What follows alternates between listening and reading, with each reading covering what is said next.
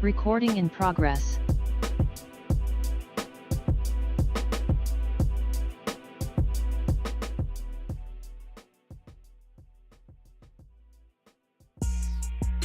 Oh yeah, we got him. Trey, and Maestro styles, you know we got one. Right back like we left something. We don't duck smoke, we want all of it. So line them up, Trey sharp with the blade, you know we sizing it up. I'm quick to catch the fade, you know Styles making the cut. Cause we coming out clean every time that we showing up. It's gonna be called The Barbershop. Yo, what up, folks? Welcome. It's another edition of the Barbershop Sports Talk Podcast. We're live on our YouTube channel, on our Facebook page, and on Twitter at Barbershop SPOR2. Also, you can hit us up on the Twitch channel as well, and on Instagram at Barbershop Sports Talk Podcast. I'm Trey Frazier, and that's the homie right there, Maestro Styles. Yes, sir. Yes, sir. What's good, man? How we feeling, man? I'm cooling, man. Obviously, we got a lot to talk about today with the playoffs and all that. But if you will allow me, man, it's some shit going on in the world that's got to be spoken on, and I got to speak on it. Uh-oh. There is no way that this high school kid Noah Kaniga can make it to the NFL. No, I thought he played basketball. No, Kaniga is a linebacker for Lawrenceburg High School who's been out here visiting colleges, West Virginia being one, some other schools I've seen. But there is no way football powers that be can allow white people, meaning white commentators and those things, the responsibility of not saying Kaniga and on quote unquote accident. Yeah, I'm sorry, Noah Kaniga, young kids. I watched it. I followed his. I didn't follow it, but I scrolled his Twitter, and I seen he did something with did a little video or something with RG3. All these interesting things, but there is no way in hell Noah Kaniga can be allowed into the NFL. Oh, I saw clips of him playing basketball. Not that he's like plays basketball, but he is a football player. Okay. Oh yeah, 100% sure. Okay. I'm 100% sure he's a football player. Okay. Yeah. Nah, I stumbled upon some clips of him shooting some hoops on a team, so that's why I was maybe a little, thrown off. Or maybe he does play basketball, but that's not what he's here for. I mean, apparently he's being recruited for football. Yeah. Nah, I got you. I got you. So, but getting back to the issue at hand here.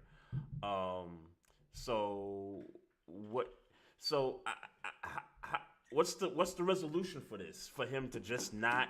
He can't make the NFL. He can't make the NFL.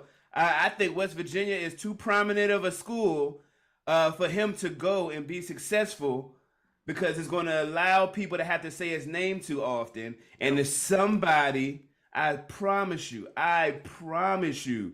somebody's going to slip up and say nigga on TV. And if they black, it's going to be a problem. And if they white, it's damn sure going to be a problem. I mean, he can change his name. That is an option that he can. Sure. I would recommend him changing his name, but he's clearly not going to change. I ain't going to say clearly, but he's not going to change his name. Well, he ain't going to change it right now. He's not going to change it right now. He ain't going to change it before. Look, man, let's be clear. He went viral because of his name. Let's be clear what happened. Sure. He went viral because of his name. Sure. And now, and from what I read, he's a pretty good football player. It's not an issue now, and it won't be an issue moving forward, because you got cats like RG3 already kind of talking to the family, like he interviewed him a few days ago, and they're kind of joking and yucking it up and stuff.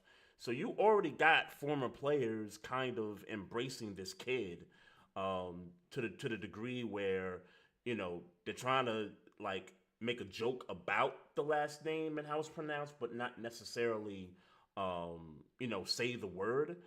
But, well, let's be clear. It is a joke. It is a joke. Yeah, it's jokes. But in real life, a broadcast is going to happen, and somebody's going to say nigga. And that's I'm just telling you. And I'm just telling you what's going to happen. Sure. And that can all be true. That's not Noah's problem. I'm not. Yeah, it's not media. Noah's problem. He got to be the sacrificial lamb, Trey. He cannot. I'm sorry, young kid. It can't happen for you. Well, I won't go that far. I will go as far as to say broadcasters learn how to pronounce the dude's name. I mean, we have players that come from all over the place with weird last names that we can't even pronounce.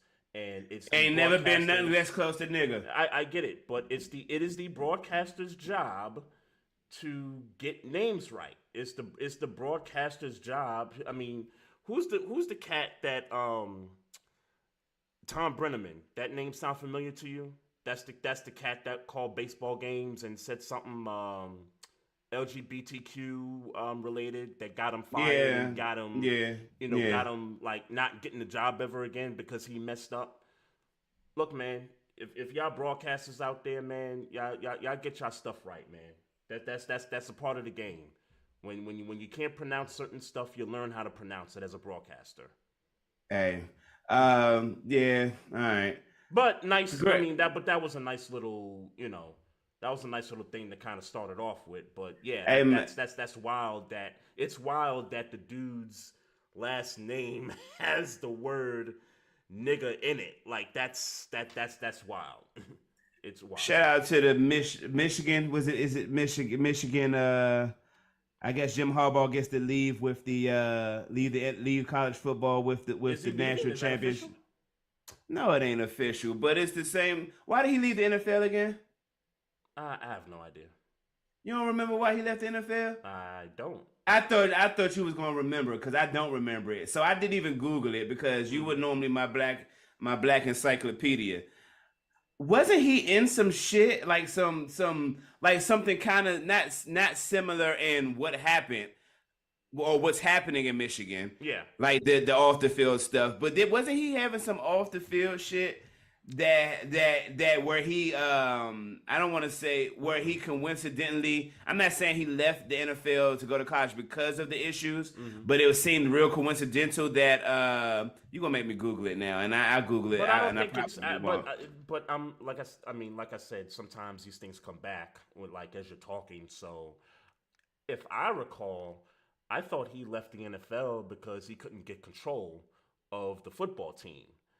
I thought because remember it was Balky and the owner of the 49ers, they were having some internal strife within their team. I think Jim Harbaugh wanted full control of the team, and when he realized he couldn't get full control, that's when he said, "All right, I'm up out of here."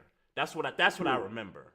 Anyway, I don't remember there being no. Yeah, I'm a Google. Yeah, I feel like I don't know for a fact, but I feel like I remembered. Well, this obviously was before not Kaepernick. remembering. This was before the whole. Yeah. This is about a couple years before that. Before that. Because he was there for 4 years. He was there from 11 to 14, I think. His last season coaching that team was 2014. Then they hired, was it Chip Kelly? Then it was either Chip Kelly or the other cat before they Thomas Sula. Yeah. Thomas Sula. Yeah. Okay. And then I don't remember. I don't know, man. I'm gonna look that up. But I thought I remembered him leaving not obviously leaving for the off the field reason, but shit getting a little hot. That he's saying, you know what? Instead of me being in this hot shit, I'm gonna go ahead and get up out of here. Yeah. And go to college football. And then obviously he goes to college football and has however you define his career at Michigan. Mm-hmm. I guess you could say he had a good career. I mean, certainly capped it off the right way. I was gonna say if he's gonna leave and everything that people have been saying and talking about leads us, I guess, to believe that that's gonna happen, then yes, he's going out the way I guess anybody that coaches would like to go out on a championship. So I guess the question is, where does he go in the NFL? Because there's some teams out there that I've heard they've been talking about the Chargers as being one option.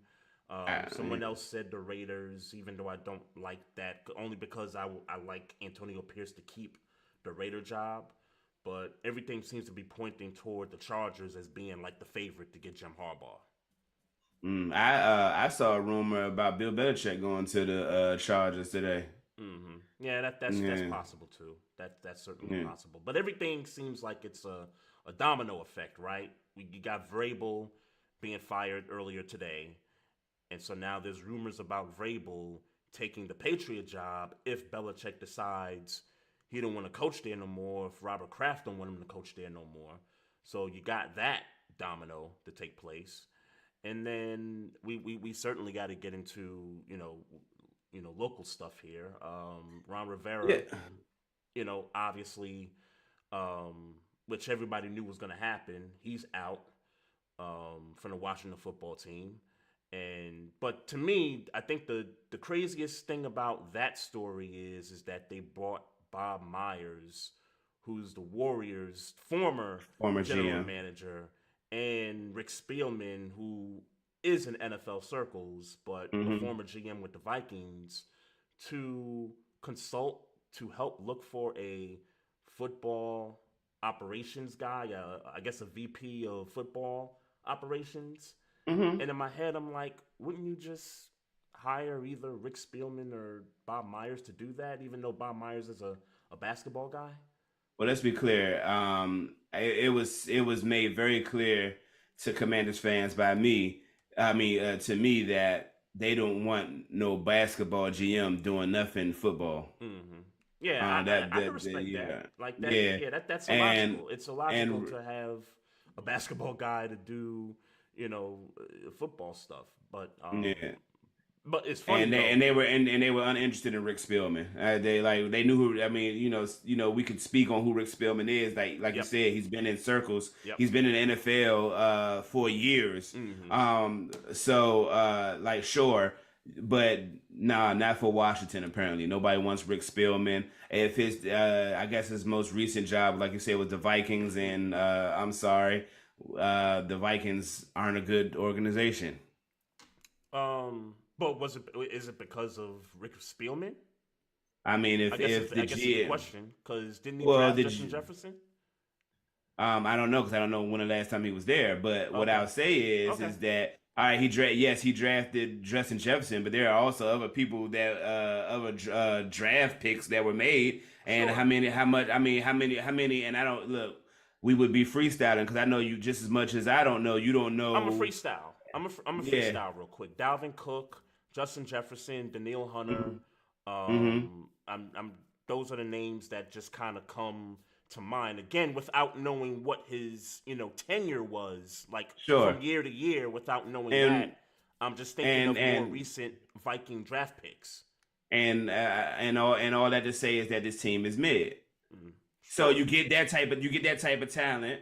And let's be clear, that's only 3 picks. I mean, that's 3 picks out of freestyling. Yeah. I'm sure there's more, but those are the names that could just. But the results are the results, right? No matter how good athletes you have, the results are the results. This team is a team that thought in bringing in the likes of a Dalvin Cook and Kirk Cousins that they could be in a Super Bowl window, and they aren't.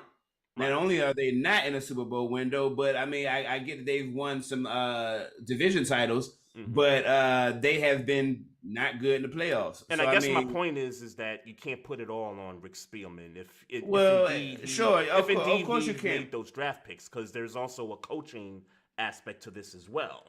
Like you can. How you doing today, man? Huh? How's your mental health today? My mental health's good, man. All right. I'm I don't know, man. I'm Okay, good. I was I'm good. just That's good. no. I'm just freestyling here because like But you're while aware, but you're aware when you lose a job as a GM is I'm like specifically when you're up in the higher ups of a job, did he get you could. fired from Minnesota? I'm not sure. We're obviously Okay. freestyling. We know Okay. he doesn't work there anymore. Right. Yeah, I don't know if he stepped And let's down say this. or he got fired or Well, not. let's say this. Let's say this. Yep. Assuming he got fired, and this is an assumption. Let's be clear. When you're up at those upper echelon jobs, you can't say, "Oh, well, I wasn't good at my job because coaching wasn't good." It's your job to get coaches. It's your job to oversee that process. So no matter how much talent you have, if the results aren't the results that were expected of you of your job, after a certain time, they're going to say, "Hey, you're not performing your job. We need to go. We need to move on and find somebody better."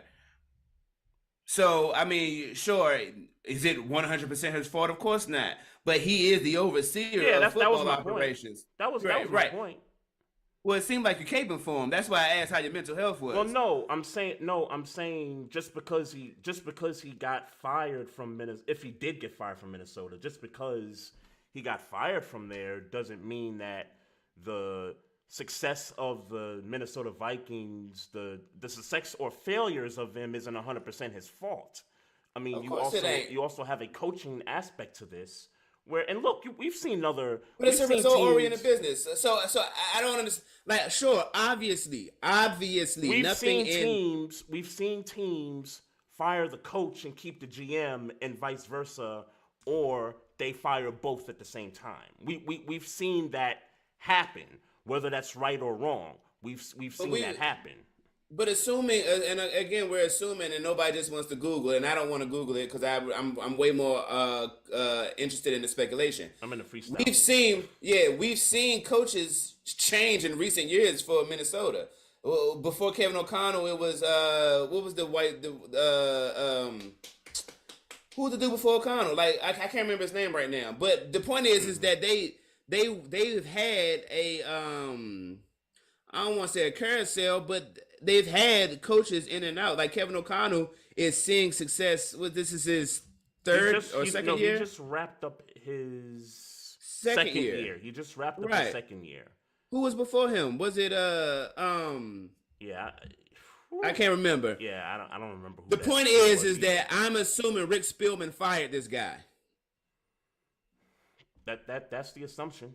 So the overarching point is that obviously it's not 100% the GM's fault, but as a leader, when the people under you aren't performing, it's a reflection on your you get evaluated based on how people under you are performing. Sure. That's just what comes with leadership. Sure. So with that being said, people weren't excited about the Commanders and Rick Spielman because Rick Spielman, what have you done? Yeah, for you to feel like you can bring in somebody that's going to turn the Commanders around. Right, but see, I'm glad you brought that up because as I'm talking about whether it's his fault in Minnesota or not, I'm saying that in the realm that hey, if you're the Washington football team and you haven't been as successful as the Minnesota Vikings, and you've seen what your general manager and your people have done over the last several years, why would you not take a shot at Rick Spielman, who has shown you, and again, we're just speculating, who he's drafted? Like, why would you not take a shot on him? Unless there's somebody that's better than him, obviously. But if you're in the lens of the Washington football team and you've been bad for about 4 or 5 years now, I mean, would it be crazy for the Commanders to say, "Hey, Rick Spielman, we couldn't find nobody else, so we decided we're gonna give you the job"? Like, is that because crazy? Because Rick Spielman wasn't because history would suggest that Rick Spielman hasn't been good. Just, like drafting ain't the only thing that's involved in the GM's job. Yeah, no, I get it, but what have the, I'm about to call them Redskins, but I don't care. What have the Redskins done more successfully than Minnesota over the past few years? Drafted better. The Redskins have drafted better. Their whole front line has been were first round draft picks. Their whole front line. And okay, so see, So now you're what? losing me. Now you're losing me because Tell me how. you're losing me because I just said he drafted well in Minnesota, and you just you just kind of brushed that off, and you said because of the results of Minnesota. You talked about Minnesota having a division title. You talked about them being in the playoffs. You talked about them not getting to a Super Bowl. The Redskins have done neither one of those things in the past 5 years. So why would you bring in somebody who's going to give you the same results? That's not the same results. No, but you don't believe Rick Spielman. Again, you have to understand how what the Vikings' expectations were when they, and again, we're assuming when Rick Spielman was brought in, but we can tell based on the moves that the Vikings had made what they were expecting. They brought in Kirk Cousins because they wanted a Super Bowl, a quote-unquote Super Bowl, somebody who was talented enough to take them to a Super Bowl because they had Dalvin Cook, because they had whoever you wanted. And I'm talking about this is even before Justin Jefferson per se. So what I'm saying is that Rick Spielman failed in an opportunity to turn a franchise around. Let's be clear, before our quote-unquote, and again, this is a super speculation topic that I don't want to stay too long because we don't really know how long Rick Spielman's been there. But if I'm assuming Rick Spielman has been there from, let's say, 2014 to, let's say, when Justin Jefferson was drafted, I see you Googling it, and I respect that. Then the Vikings were a bad team or a mid team. They were a mid-team because that's around Adrian Peterson time too. So they were a mid-team. And then they brought in people and pieces to say, ooh, we need to get to the next level. Let's bring in Rick Spielman. I'm sorry. Let me say that better. They brought in Rick Spielman to say, hey, we got a mid-team. We need you to take us to the next level. He did things, assumingly, to bring in Kirk Cousins, Dalvin Cook, and really, we're not even. I mean, who are we really talking about? Because you're saying he drafted well. We're only talking about two guys. Again, and that's just guys off the top of my head. That's right. It's not to say it's those three guys. Okay, it's just three guys to my memory. Okay, so then we can't even speculate. Like you said, he's a good drafter. We don't know that. Justin Jefferson, Dalvin Cook, those guys are two guys. Okay, but those guys were all pro. Those guys made all pro teams. I heard you. Those guys made Pro Bowls. Okay, what are we talking about here? Okay, so how did you get lost when I said that the Commanders draft better when they have? Because you brought up the results in addition to the All Pros, the Pro Bowls. But I didn't bring up the results. But I didn't bring up the results and the draft in the same conversation. You said, what does he do better? What does the Commanders do better than the Vikings? I said the Commanders clearly draft better than the Vikings. Where are the results with the Commanders? Chase Young, Montez Sweat. No. I'm talking about. No, you said playoffs. Draft. But you said draft. I said you draft asked with Minnesota though. But you right. So you asked me apples here, right? No. Right. You asked me, what does the Vikings do better than the Commanders, or what do the Commanders do better than the Vikings? And that was the question that you asked me. What did the Vikings under Rick Spielman do better than the Commanders? The Vikings under Rick Spielman, he drafted those players that we mentioned. He didn't draft, but that wasn't better. That wasn't a better draft. They don't. Okay, I would rather you find Rick Spielman because now we're about to have a real conversation based on absolutely nothing because we don't know when Rick Spielman. Well, look, I'll bring this up. I'm just gonna bring his tenure, and I don't. And again, as far as when the players came in, I don't have that info. But this is so. He was vice president of player personnel, 2006 to 2011. He was the GM from 2012 to 2021. Okay, so within that time, Dalvin Cook was drafted, right? Within that time, Justin Jefferson was drafted, right? Okay. So Daniil Hunter within that time, right? Daniil Hunter was drafted by the Vikings, yes? Yeah. Okay. Yep. Okay. Can we think of some other names? What's the cat in Buffalo? Stephon Diggs. Stephon Diggs. Diggs. Adam Thielen. Wasn't Adam Thielen Minnesota Viking from the beginning of his career? Maybe. Yeah. Okay. Okay. I mean, some of the players are starting. Now that I see the timeline, some of the players are starting to come. What's the time? The timeline. What was the timeline again? As GM, 2012 to 2021. Redskins. And AP was already there, so we're not. Redskins drafted between 2012 and 2021. 21. Wait, what are you looking up? You're looking up the draft. No. You're looking up the Commanders draft from 2012 to 21. That's correct. Because we're comparing we're comparing. Aren't we having a conversation about who drafts better who's drafted better between the two teams? Not really. I think we're talking about we're talking about whether the Commanders are a better team. No. We're talking about. See, your word choice is very key. You said upgrade. What Commanders fans are saying to me is that Rick Spielman would not be an upgrade because they haven't achieved anything. Over who they had there.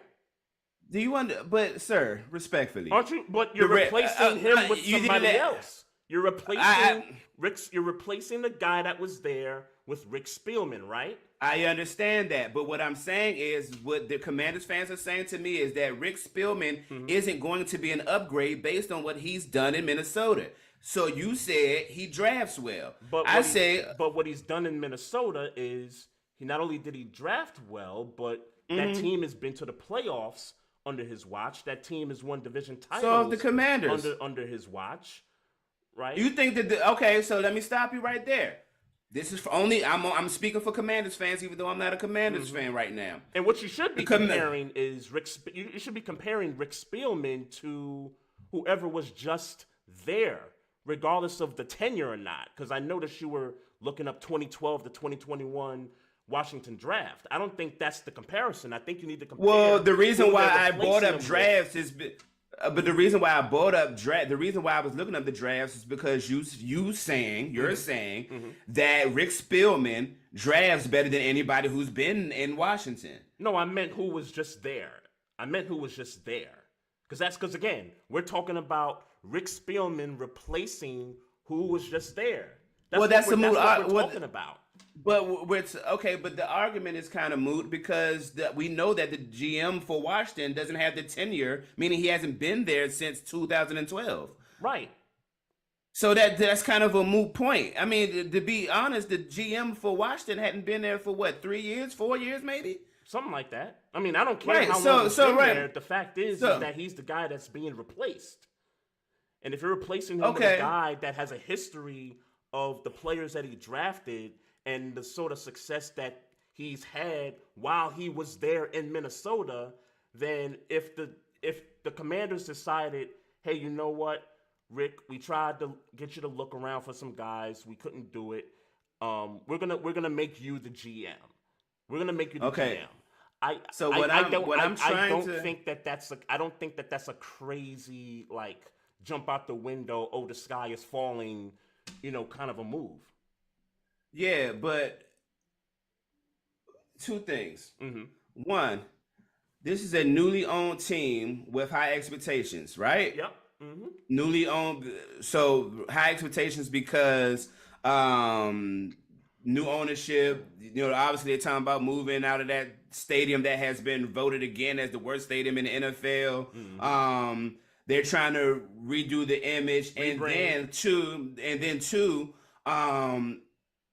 A team that's in the NFC East who have the Eagles and the Cowboys who are playing top football in that conference right now. Yep. So to me speaking again for Commanders fans, they don't want to hear Rick Spielman, who's been mid in the NFC North since 2012. 2012, you say? From 2012 to 2021. Yes. He's been mid. So you're gonna bring him. You're gonna put him into the NFC East with the Cowboys and the Eagles, who we know right now are already clicking on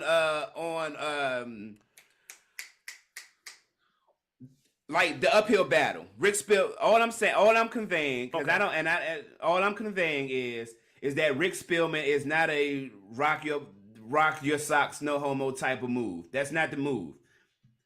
So the name That's just is, not the move. so they should be more. So are you saying that the commander should be more focused on the name versus getting somebody that Rick can do the Spielman, job? I don't believe. But you're saying that as if you're saying that as if you feel like Rick Spielman did a good job. Did you Google whether he was fired or quit? I did not. I did not. But Because let's be clear about something. 2012.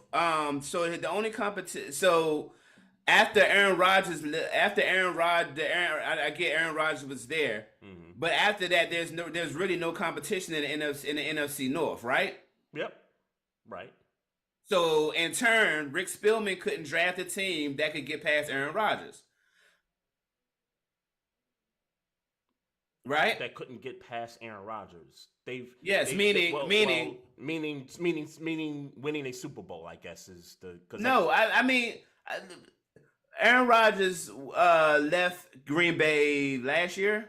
Yeah, because let's be clear, Minnesota has division titles. They've been to They've been to a NFC Championship game. What am I talking about? What year was that? The year that the Eagles won the Super Bowl.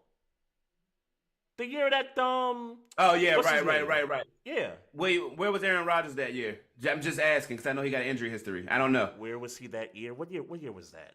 And that's what I'm trying to remember. I don't know. 2016. Eagles won the Super 16, Bowl in 17. 17. Eagles won in 17. Yeah. Again, it's going to require some Google. Yeah, right. There. All I'm saying is, and again, I feel like this conversation went a little longer than I intended it to. All I'm saying is that Redskin fans don't like when you think Minnesota Vikings in the past 10 years, you don't look at that and say, "Oh, this team is a good team." So whoever was running this team, I want him to come to my newly owned team and change shit. And like that's not the guy that I believe is going to take us to the next level. Yeah, that's fair. That's fair. I understand if you see somebody out there that's better than Rick Spielman, you go get that guy. I get that 100%. Right. I'll say this just to kind of put a cap on the convo. Maybe, and I'm just throwing out hypotheticals. And again, let's just say Josh Harrison and be like, yo, Rick Spielman, we're just gonna give you the job. I mean, whoever the coach is, maybe they put Rick Spielman with the right coach, and maybe that combination can work better than any of the combinations he had with Minnesota.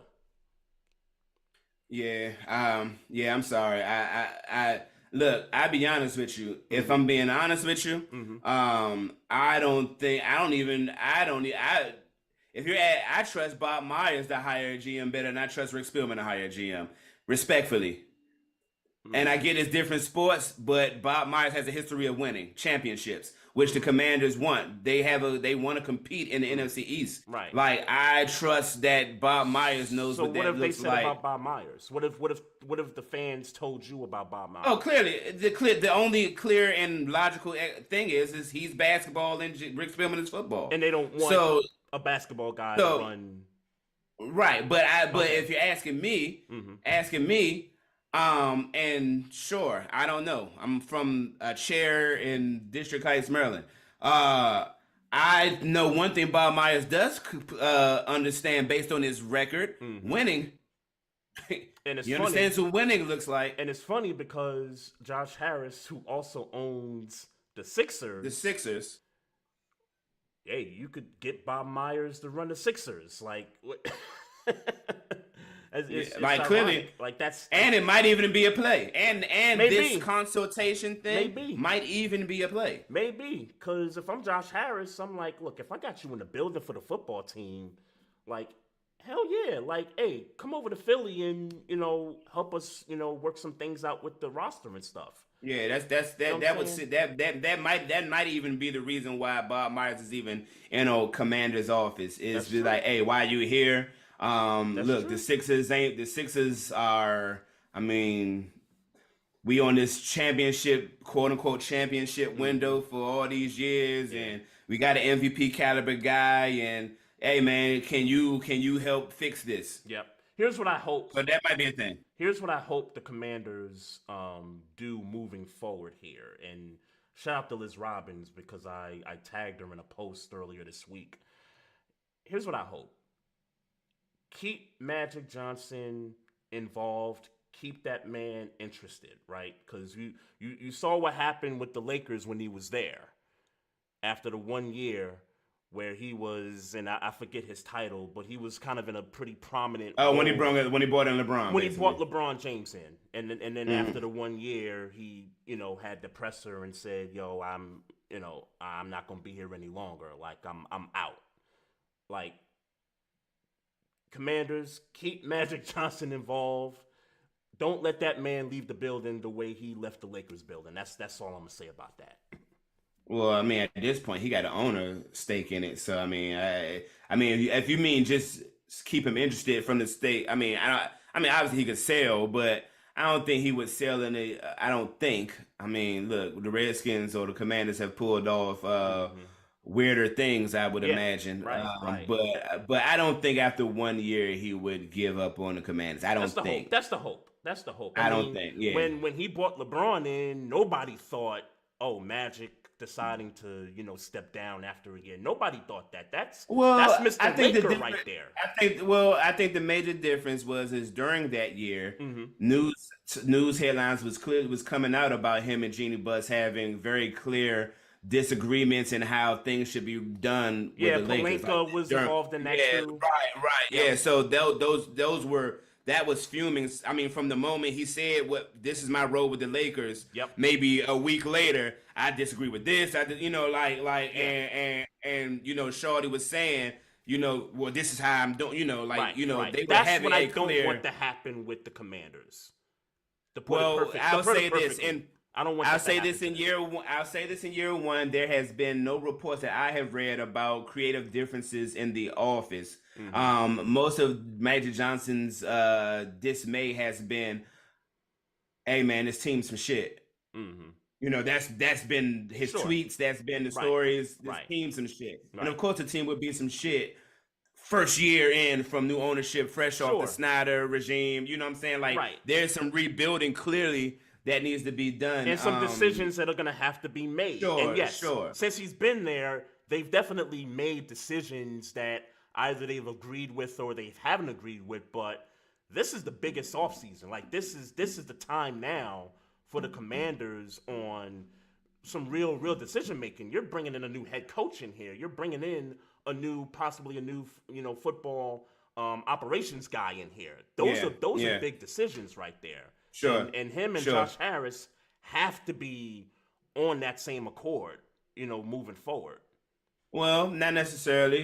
They just have to win. Whatever decisions are made, they just have to win. Okay. They don't have to be on one accord. They don't. I mean, let's be clear. The results are the results, no matter how much you disagree. And I think Magic Johnson understands business very well as a billionaire. I ain't got to agree with it, but as long as I disagree with it, you better be getting the results I want. Okay. Well. And then let's be clear.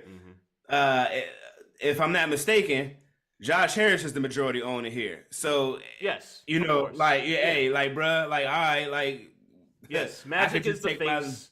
Josh Harris, So I could take my little, we can go get with all due respect to Magic Johnson because I want him to stay here. Nigga, we can go find another face.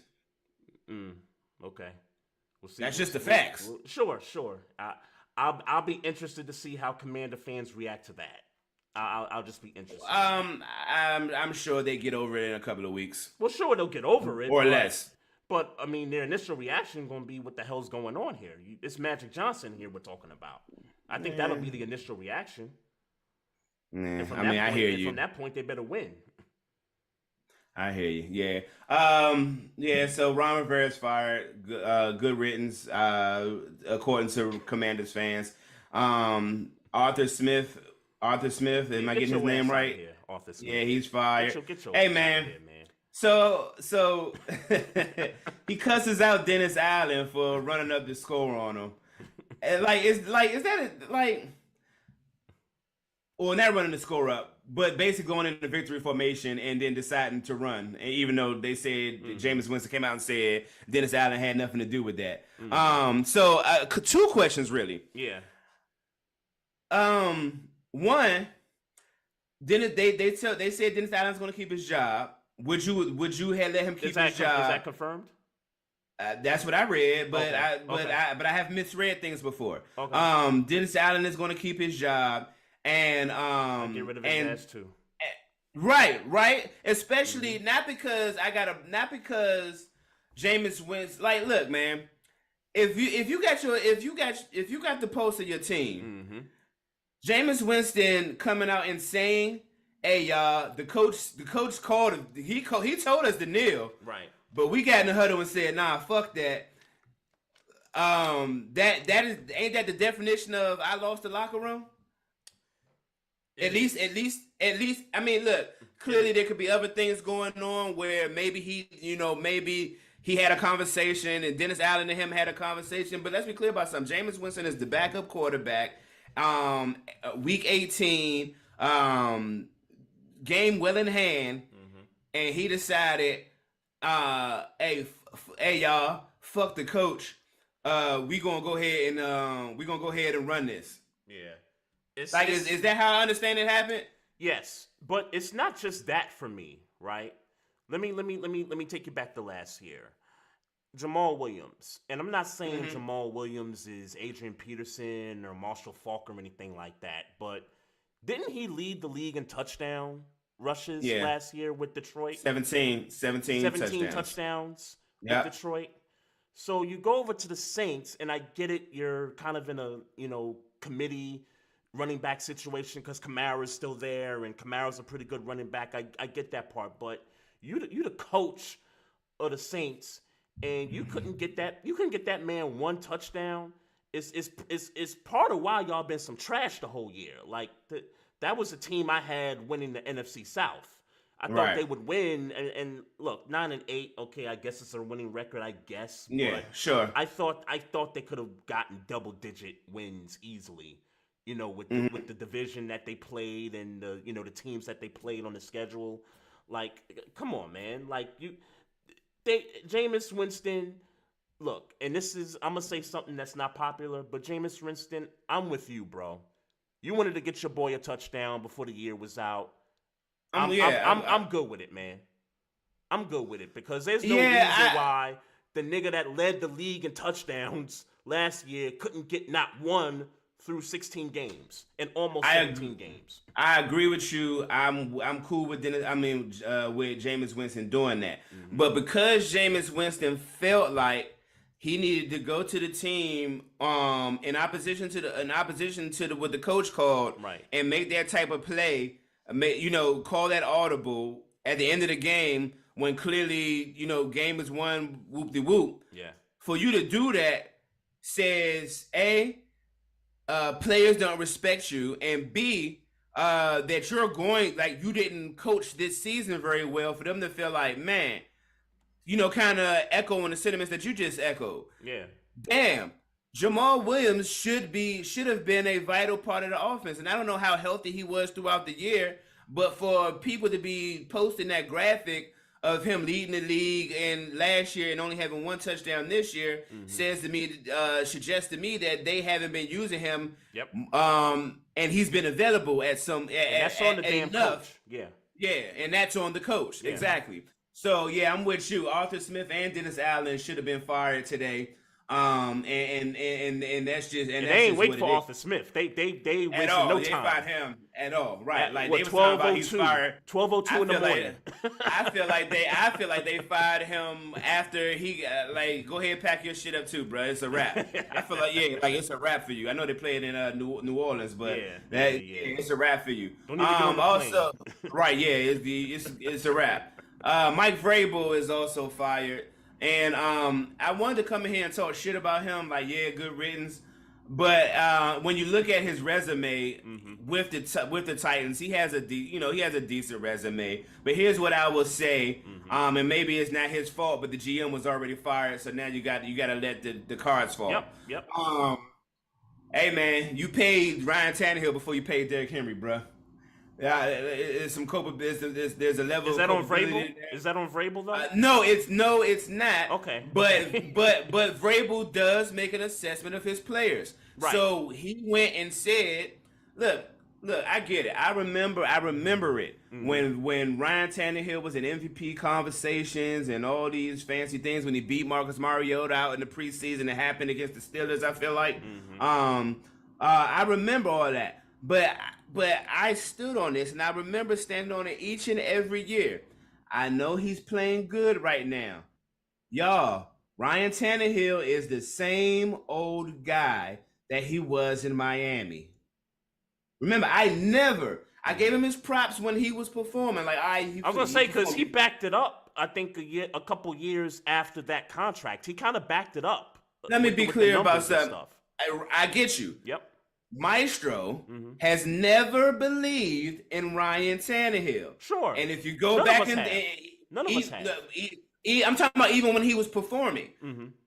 Maestro never believed in Ryan Tannehill. And I can see that from here. Right. But you never believed that he could go take the Titans to the... I know what you're talking about. Take the Titans to the Super Bowl, win the Super Bowl. That's when you say you don't believe in him, you don't believe in him to do that. I get that part. I get that. But they paid him. They didn't pay him like a number one. I understand that. Yep. But they paid him with the expectation, hey man, I believe in you. This month, this extension at this stage of your career says we believe that you, if we add AJ Brown, if we add these pieces, that you have the capability to take us to the Super Bowl or at least compete. And I guess he made it to the conference championship that one year. Or was that the conference championship against the Chiefs? Against the Chiefs, yeah. Yeah, right. Yeah, they knocked us off in the divisional. Right. That right. Year, yeah. At no point, and the only time I would have shut up and gave him his props really is if he had won the Super Bowl. Or made it to the Super Bowl. Yeah. But I never believed it was going to happen. And because they I feel like that money was based on Vrabel's assessment of Ryan Tannehill. So what I'm saying is that you hire a new GM, and while it may not be, obviously it's more the GM's fault than the coach's fault, but and let's not forget the AJ Brown angle too. I was getting there. I didn't forget about it. I was just didn't get there yet. I'm on Ryan Tannehill right now. Right. So with that being said, he said, A, you're not our coach. That's A. You're not our coach, the new GM. You're not our coach. And then B, ain't you the coach that had nothing but good things to say about Ryan Tannehill that clearly got him his contract and got us while he's on contract drafting a rookie replacement? That in turn beat him out. Hey man, look. Yeah, I'm not here nobody. to kill. I'm not here to kill Vrabel. Let me be clear. I'm not here to kill Vrabel. Yeah. I'm not here to kill Vrabel. He deserves another job, and I was ready to come in here until I thought about it. I was ready to come in here and say good riddance like the other two coaches. He does deserve another job, but he should have been fired from Tennessee. That's what I'm saying. Okay, because if we're throwing Arthur Smith's name out there, then this is not the same situation. Obviously, can't compare. Obviously, that wasn't me comparing. Okay. That wasn't me comparing. Okay, because obviously that's yeah. This is me saying that Mike Vrabel wore out his welcome. That's all this is me saying. Okay, that's fair. That is fair. I can get with that. The time is up. I think they've capped out this situation, because remember, after that contract was given to Tannehill, and for me the situation was always, you pay the guy that stirs the drink for your offense first. That was always my thing. You pay that guy first before you pay the quarterback. It was never, Tannehill, we just gonna let you go someplace else. It was never that. Never that. It was just, they was talking about letting go with Derrick Henry because he's older before it was hey man, we can go get another quarterback to be Ryan Tannehill if we got a running back like this. The whole running back, hey, we could draft another running back in the 4th round to replace Derrick Henry when everybody knew, no, you can't replace. You can't replace Derrick Henry. That's a unicorn right there at that position in the league. That's a unicorn. You can't replace that guy. So, and not to mention, Derrick Henry's probably gone. Yeah. Ain't no problem. Ain't no problem. Right, exactly. He took the mic after the game and spoke to the fans. Right, that's and what was I mean. Like, yeah, but only reason I'm saying probably is because players, unless he knows something down the pipeline, which he clearly could. Yeah. I know players know to be emotional, like they in the moment about whatever because he don't like what's going on. Yeah. But if they present a business opportunity to him for him to stay there, okay, then he could stay there. That's always possible. Sure. Right. Right. So that's why I said probably. That's possible, but based on that. But we're only basing that on what he said, right? Yeah. That all that says to me is that he doesn't want to be there anymore. That doesn't say to me he's a free agent. I don't know, but it says to me he doesn't want to be there anymore. That doesn't necessarily mean he's gone though. Okay. Hey, let me give a few shout outs here. We got we got some homies in the chat here, man. We got Mike from Mike Patton, touring the South. So. I'm gonna read this message, but let me shout out everybody else here. My boy Sean Sims is up in here. What up? Our boy Alex is up in the building, man. What's good, man? We definitely gotta catch up. Definitely gotta catch up. But hold on, third left, Taz. Yes. Your code's some shit.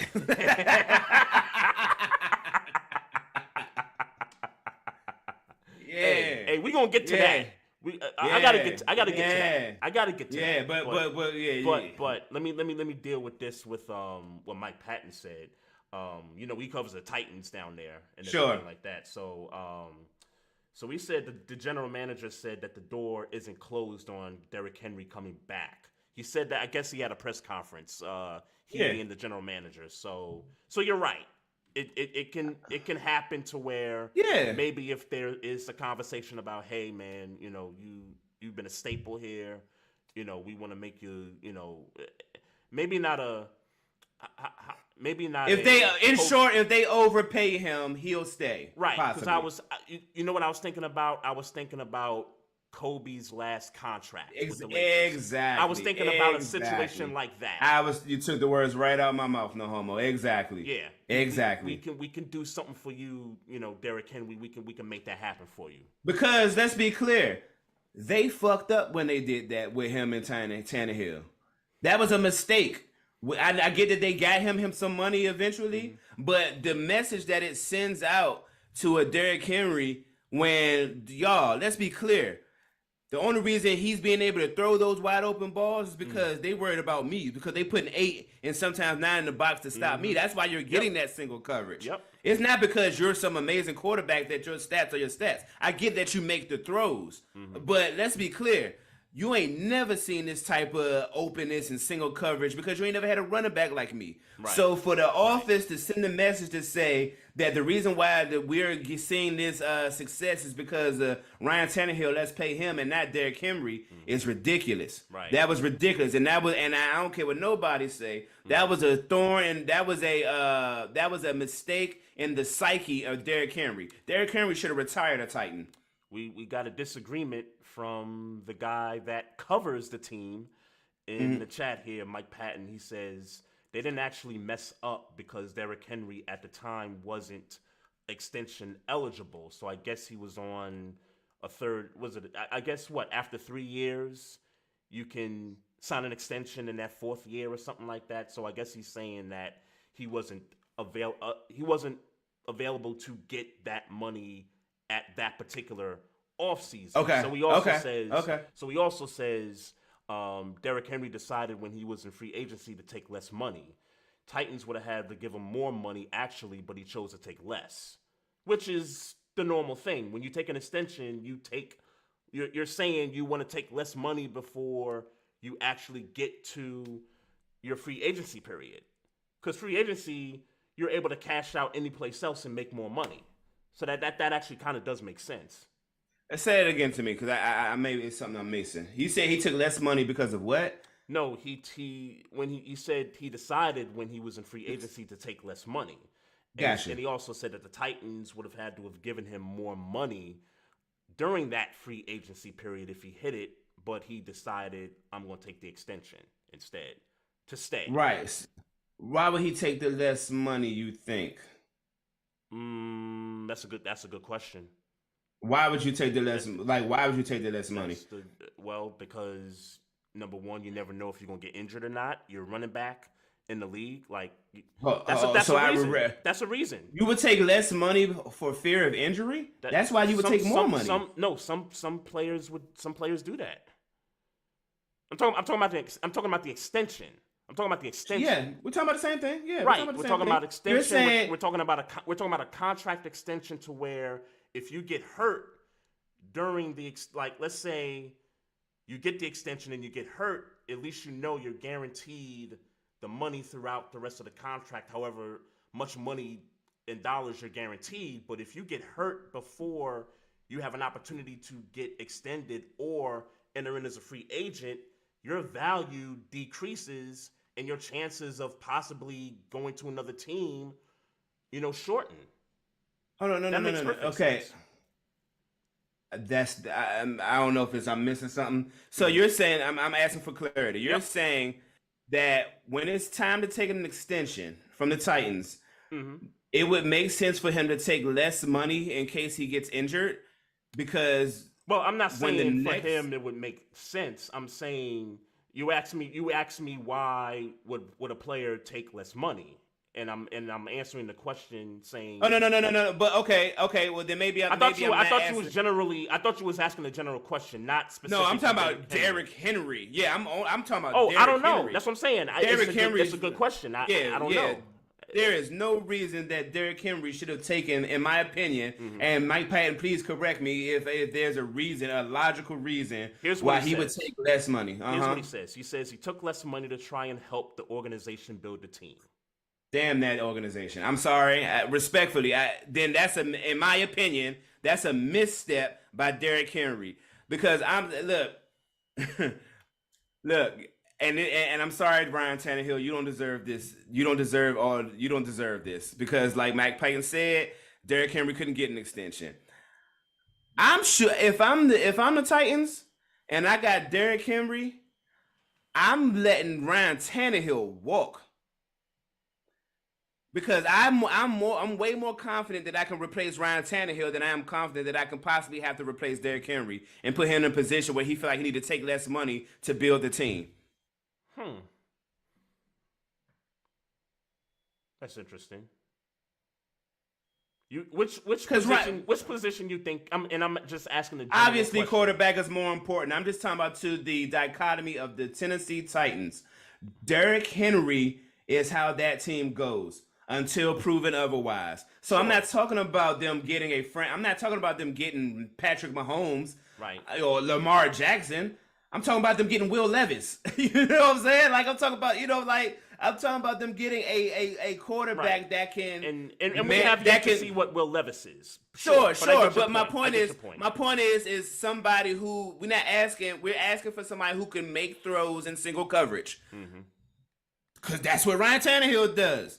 Ryan, there hasn't been many positions where you've asked Ryan Tannehill without Derrick Henry to go win a game. And there's some guys in the league that just can't do it.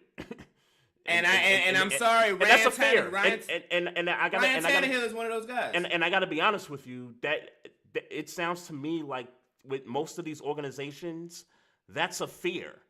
That if they replace a guy who may not be Patrick Mahomes or Lamar Jackson, but maybe a guy like a Derek Carr or Ryan Tannehill, like that type of group of quarterback, like I get the sense that some organizations fear replacing those types of guys with guys that they're not sure of, or with guys that maybe can't make those kinds of throws, like a Desmond Ritter. I'll put some names out here. And Desmond Ritter, you don't deserve to be talked about this way, but you replace Ryan Tannehill with Desmond Ritter, like. Yeah, That's where it becomes. But here's the other. But here's the opposite of that. Mm-hmm. Who do you replace Derrick Henry with? Yeah, that good point. Yeah, you know what I'm saying? Yeah, You're like talking who about do you a replace unicorn, Derrick? yes. Yeah, right. You're Who do you replace Derrick Henry with? You're talking but you know what? This kind of plays in line with the trends of the NFL. Now that I'm really thinking about it, Yeah. they value the NFL. Now I'm speaking to the scope of the NFL. Yep. The scope of the NFL values a Ryan Tannehill over a Derrick Henry, and that's the problem. Mm-hmm. Yep. That's the fucking problem. The NFL trends suggest that they can replace a Derrick Henry way easier than they can replace a Ryan Tannehill. I tend to believe the opposite when you're talking about those two players. Mm-hmm. Yeah, when you're talking about a Derrick Henry, those two players. That's hard. You can replace hard Tannehill easier than you can replace Derrick Henry. I get that, and that's I stand on that. Yeah, I stand on that. I mean, I think both things can be true at the same time too. Like, I think it could be hard to replace both those guys because Sure, but we're talking, but we only the reason why I'm saying this specifically to the Titans because the Titans, in the past since Derrick Henry's been there, has been a run heavy team. Yep. Period. Yep. Period. Even when AJ Brown was there, AJ Brown, they are a run heavy team, and then every now and then they throw that they throw that thing to AJ Brown and he's gonna come down with it because we know what AJ Brown do. Yep. But this is a run team. This is a run first team. So in my thinking, even though the NFL trend suggests that you can replace running back more than quarterback, I would think that the Tennessee in their inner office, they understand that our philosophy is run. So if we prioritize the run, then we should put priority on the running back and not the quarterback. Yeah. So I still don't. I never understood. I know that. I'm just saying, but maybe my whole argument is null and void because Derrick Henry wasn't eligible like Mike Patton suggests. But for me, you don't give the keys to Ryan Tannehill based off of what was it, a year and a half, 2 years? It was the 1 year. It was the 1 year. And again, they got to the conference championship. They got to the AFC championship. They knocked off my 1 seed Ravens. Yeah. They ended. Let's not forget the week prior to that. They ended Brady's tenure with the Patriots. The Patriots, right? And then after that, they got 2 straight AFC South Division titles. And I'm sorry, that but and again, I'm just because I vehemently disagree with the Tannehill, and I said I'm sure I've said it to every the order in which who got the contract first. Yeah. Well, not even that. I vehemently disagree in just the Titans that Ryan Tannehill should have ever been made the priority he was made ever. That's just how I feel about it. I get that he was due money after that year he had, right? But I feel, but to feel like for him to be pushed as and I don't think he was pushed that way. Again, he's not the priority on that team philosophy. Sure. He's not the priority. He never should have been, and I think that was the mistake that was made. And regardless of when Derrick Henry could be signed or not, if you didn't give the money to Tannehill, then that's more money that Derrick Henry could have got in his pocket. Right. And I think maybe he would have been happier. I think the crime that to kind of end out of Vrabel's tenure with the Titans, the only crime here really is that they never got to the Super Bowl. To win the Super Bowl. Thus, absolutely. I agree with you that I think there's going to be some teams that are going to be calling for. He'll have another job. I think he'll have another job. Yeah, he'll have another teams. Job. Even if it's not the Patriots, even if Belichick somehow still stays there, I think there's going to be Atlanta. Like we just talked about. Yeah, he'll have another job. Atlanta should give Mike Vrabel a call because that team down there in Atlanta is sort of built the same. They don't have a Derrick Henry. They got Bijan Robinson, who I think has some promise, but in terms of stylistic. In the way they want to, beat teams and the way they want to run offense, that is a team that is similar to what he had in Tennessee. They just got to figure out the quarterback situation because, like I said, Desmond Ridder. And props to the Falcons for giving it a shot for a year, but it's not working with Desmond Ritter. They got to go out and get a quarterback, whether it's the draft. Okay, allow me to shoot Desmond Ritter, and I don't pretend to have watched a bunch of Falcons this year. Drake London. I don't know who their second wide receiver is. Bijan Robinson, obviously, and Kyle Pitts. Like, it's not like Patterson's still there. Exactly. So it's not like it's a whole bunch of. It's not like a whole bunch of weapons that you feel comfortable with, and you're putting your quarterback, your second year quarterback who didn't play much in his rookie year, putting your second year quarterback in this position and saying, hey, take us to the promised land, even though we haven't put weapons around you. But also in the Falcons' defense, so now I'm kind of playing both sides. It's not like they drafted him first round. This is a second round guy. They were 7-10 3 straight years, so they weren't given the opportunity to do that. But Bijan Robinson, I think he can be a beast. And the name we didn't mention in that group, Maestro, Kyle Pitts, who was highly regarded. I did say Kyle Pitts. I did say Kyle Pitts. I said him right there. I said him, okay. Bijan, and maybe I might have missed it, but I'm thinking about a guy like him who he's underachieving, clearly. Underachieving. I've heard some people down in Atlanta say he's being underutilized.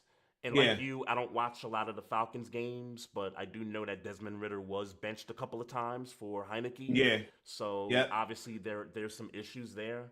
But there's been issues prior to that with that team. So Arthur Smith. I'm just saying, and maybe you don't put this much stock in a second round quarterback, but I'm certainly saying that you didn't put him in position to be successful.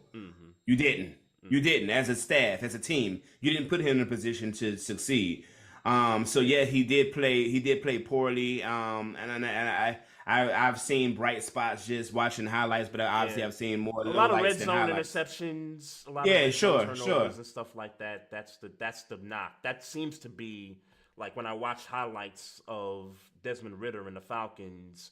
It's those moments where he turns the ball over when you're about to go in for a score. Yeah. So I'm just saying that he didn't get the best shake after one full season of playing quarterback, and we don't necessarily know that he's gone yet. But I mean, I would have to assume that they are looking for a quarterback. Here goes our boy here, Alex. He says maybe I don't know what he means by a Derrick Henry reunion, but I guess he's talking about if Vrabel got signed with Atlanta to be the coach, could there be a Derrick Henry reunion and Robinson as like a second option in the backfield? Hell no. I'm like, no. Hell First no. of all, Bijan Robinson is not going to be a second option, first of all. Right. Secondly, because he made a good point about the reunion kind of a thing, because I did hear earlier today, after the news about Vrabel happened, Derrick Henry did come out and say, hey, that was a good coach. He taught me well, blah, blah, blah. Looking forward to, his next stop. Can't wait for it. And I think the first thing that came to mind for me anyway, and I don't know how other people felt about it, but first thing that came to mind for me was wherever Vrabel go is where Derrick Henry going to wind up. Hell nah. I mean, just me listening to what that said. Nah, that sound like a PC press. Like, hey, I got respect for you, that type of thing. I appreciate what you've contributed. Possibly. Yeah. Because here's the other piece. Possibly. Because you're stuck on the whole "you didn't pay me first" kind of a thing. I can understand. No. Well, yeah, but no. I would imagine that if he took the pay cut to build around a team. Now that he's 27, I think he's 29.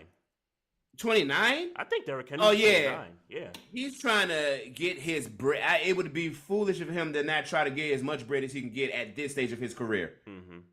Maybe not a chip. Yeah. I mean, unless you're going to the Buffalo Bills, and they are and quite frankly, well, I won't even say that. James Cook is a 1,000-yard back right now, so I won't even necessarily say they need a back. Why would you? They would want it. I guess they would want Derrick Henry. Let me say it in that way. Sure, but I don't know they wouldn't if I'm Buffalo. If I'm Buffalo, I don't know if I'm prepared to do that to James Cook. Okay. I'm not putting James Cook to. I'm not putting James Cook to the side for Derrick Henry, especially because I know I got to pay Derrick Henry. I got to pay him. You think? I'm curious what his value is. That like he hits the market this offseason. I'm intrigued by. I would assume if Saquon got 11 last year, I believe that negotiation starts 10.5 for 10 million. What did Jonathan Taylor get? I want to say he got 12. You got 12, right? Okay. And who else was it? Josh Jacobs was the other guy that Josh Jacobs got 12. Got some money too. Yeah, I believe he got 12 too. So you think it starts at 10 million? I think it starts at if I'm his agent, okay. And Jonathan Taylor and Josh Jacobs, while younger, Derrick Henry's right with them when he's on his shit. Yep. I get he's older. If I'm his agent, I'm saying give me $13 million. Now, obviously, that's a tactic. He's not going to get $13 million. That's why I agree with you. Yeah. Right. But I'm off rip. Give me 13. I need 13. That's why I agree. That right. It's more of a. So he'll probably. And the worst thing they could do is say no. And then he'll probably run away with 11 and a half, close to 12. He'll probably end up somewhere close to where Josh Jacobs and Jonathan Taylor are. If he starts that way, I think. Right. I mean, I can't see Buffalo paying that. I can't. Sure, it wouldn't shock me either. But I can't see Buffalo. But could you see Buffalo paying 9? I could see because they got other deficiencies. Sure, but I could. Yeah, okay. And I agree. I guess I could. Too. They do got some holes. I guess I could too. But if I was that GM, there's no way in hell I'm paying him 9 when I got a running back that can get me 1,000. He can you know what I'm saying? He's young. He's just starting to cook. Right. No pun intended. Right. I mean, he's definitely got some upside. James Cook, that is. There's definitely some upside with him. He didn't get a lot of burn early in the year. Now, like I guess since the Dallas game a few weeks ago, he's been starting to get the carries, and they've kind of. I don't want to say they've changed the offense because everything still runs through Josh Allen, but the way they've been utilizing him, not just running, but in the passing game too. Like, he's benefiting like an Edgerrin James when Peyton Manning was. He's benefiting in that way. In the Miami game, they tried to get him some catches in the Miami game on Sunday, so they're utilizing him in different ways. Yeah, he's definitely benefiting in the way that Edgerrin James used to benefit in Indianapolis. Like, all right, we gonna play the throw. Okay, then I'm gonna go ahead and get my yards up under, while y'all got people in the back, not eight in the box, but people in the secondary. While you're playing the secondary, taking people out of the box, I'm gonna get my yards that way. I can get my 5 that way, 4 or 5 that way. I can catch out the backfield while you so busy about Josh Allen throwing the bomb. Like I can get my yard, I can eat that way. I think that's how James Cook will eat while Josh Allen is there. Yeah. I got you. And this is his rookie season. I like you said, he's got upside. I think he's going to get better. Yeah. I'm with you. Hey, look, I want to I don't want to miss out on this topic here. Going back to the Colts for a second. Colts Texans, the finale. Texans get the win. They get the division off of Jacksonville's loss. Yeah. What did you think about the 4th down play to Goodwin? Oh, the drop? The drop, yeah. Give me some backstory. I mean, he dropped the ball. That's what I said. Situation was, you didn't watch the game. No, I didn't. You didn't watch the game. So, it's 4th down. It's basically for the game. Basically for the game. 4th and 2. And, people are saying, oh, it's the right play call and all this stuff. And Minshew throws it to Goodwin. Goodwin's wide open. Goodwin kind of had to turn to catch it, but he doesn't make the catch. It hits his hands. He drops it. My initial reaction was, why to that guy? Like, why to him, and why not put Jonathan Taylor back on the field when he was gashing them for 180 yards with 30 carries? He got 30 carries in the game, 180 yards rushing, gashing the Texans. Why not put Jonathan Taylor back there on a 4th and 2? Hell, why not your best receiver, Michael Pittman Jr.? Why? I think Pittman catches that ball, because for me and you and I, we talk about it. When it comes to the NFL, we talk about moments. As the season gets deeper toward the end, that's why you pay the big dogs to get. That's why you pay the big dogs to make big dog moments. Yeah. Put the best guys in positions to make those plays, man. And Goodwin, I don't know how good he is, but they said coming into that game, he only had 9 targets throughout the whole year. Why would you put that kid in that situation like that? Yeah, but here's my thing. Here's where, and I didn't watch the game. Yeah. But here's what I do know. That motherfucker was wide the fuck open. Sure. And I'm sorry, you are in the NFL. So I can't say it was a bad play call when he was wide the fuck open, and the difference between them winning and losing was him dropping it. I mean, is the conversation that Minshew could have thrown a better ball? Minshew could have thrown a better ball. Sure, but that's not the conversation, because it hit him in the hands where a NFL player, any NFL player whose job is to catch the ball. I get it, he's not a receiver, but catch the ball. Catch the ball. It's not like you're not asking a fullback to make this catch. You're asking a running back whose job in some respects is to catch the ball. I get a secondary role, but I'm sorry, I can't say that. Sure, you could say maybe it should have went to your star, but when it's that wide open, I would have respected that people. I would have respected more people getting on Gardner Minshew for giving a non-perfect ball, because it didn't look like a whole bracket of pressure was there. You know what I'm saying? I would have respected the critics saying Gardner Minshew should have thrown a better ball than them saying it should have gone to Pittman or gone to Taylor. I think a lot of that stuff can be true, and I agree. Gardner Minshew, when I watched the play, the ball was not thrown the best that he could have thrown it. It wasn't thrown the best, and Alex agrees with me in the chat. It wasn't a bad play call, and like you said too, I think we all agree the play call. It was a perfect play call. Me personally, I would have liked to have seen Michael Pittman be in that position to catch that ball. But here's the thing. If you call that play and put Michael Pittman in that position, he's not going to be that wide open.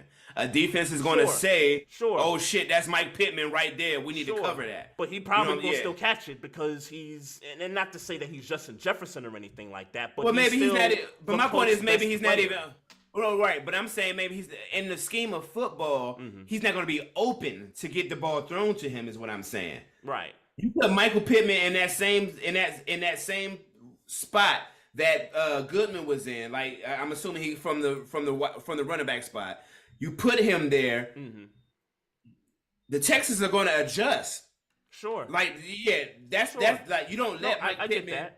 You don't let Mike Pittman get wide open like that for all the money in the red zone. You don't let it happen. I see that side of it. I do. Yeah, I do. Yeah, that's why I think it was a perfect play. I think it was a perfect play call. Like the play call, but personnel for me, personnel. It was and Alex is the Colts fan. I think he agrees with me. He didn't like that Goodman was put in that position. And by the way, and just let me pull it up for a second. He did say that Goodwin was just signed 18 days ago. I don't know if that's true or not. He knows he's the fan, but that dude is a professional football player. I hear you. You don't want that. I get that. I get that if your woe is mean for Goodwin, I totally understand that. But at the end of the day, if you're gonna, I can't catch the ball. I'm sorry, catch the ball. Mm-hmm. You're wide open. That was wide open for all the chips. Catch the ball. He didn't run a bad route. It wasn't because he didn't understand the offense. You know what I'm saying? The play was called. He ran it and was wide open. Yeah. You've been doing that for all your life. Yeah. Running a route and catching a ball. You know what I'm saying? I get it. Yeah. I just think when something's working, and like I said too, it's not just Pittman, right? Like I'm not just stuck on. Maybe it should have been Pittman, but Jonathan Taylor again. You could have ran the ball. You could have ran the ball. Sure. Yeah. But I will also say this. And look, I if we're talking about putting the ball in your stars' hands, I agree with you. The only reason why I'm fighting it back so hard is because he was so wide open. He was so wide open. So it was like, all right, yeah. Could you? I can't. You couldn't have gotten Michael Pittman that wide open on a 4th and 2 for the game. You couldn't have done it. Yeah. If you ran a formation that should just run, you can't. I mean, then it's mano a mano. You know what I'm saying? So it's a chance that Jonathan Taylor gets there, but it's also a chance that he don't. This play was a free throw. That throw, which was a bad throw, and that catch should have been a free throw. That's how easy it was. That's why I'm saying yes. While I agree. Philosophy wise, you get the ball into the hands of your stars, but when it goes I agree. So we do agree. My only pushback is that was like that's the play call. Play call was perfect. That usurps all my philosophy when the play call is that fucking good. Yeah, that was a good fucking play call. Yeah, there's no way I could say, oh, well, you should have went Pittman. You should have went Taylor when that play call was so good. It was so fucking good. Perfect play call. Again, I don't think Minshew is getting enough smoke. And that's what I think. And I was gonna say to back that up. That's why he's Gardner Minshew. Yeah, right. That's why he's who. That's why teams pay for franchise quarterbacks and not backups. Yeah, that's why. Exactly. For the moments. It's not for all the fluff when all the the in betweens, the in between the games, those stuff. But for when it's all said and done, the moments, stars shine. Yeah. Everybody else is just in the atmosphere. Yeah. And look, I mean, maybe you can argue the coach could have been. And again, we agree. The play call was perfect. Yeah, we ain't got to keep talking around circles, man. I know, but yeah, we don't got to keep doing it. I'm throwing some names out there because the coach. I don't think the coach who, and I won't bang on the coach too much. Pause, because he did. You can't, huh? You can't bang on the coach. No homo. Yeah, I can't. Perfect play call. You can't. I can't. But I'm thinking more into the season they had versus just like that one moment. Cause you going down a rabbit hole at that point. The Colts some shit. You going down a rabbit. The Colts some shit. You doing this because our boys on there. That's what.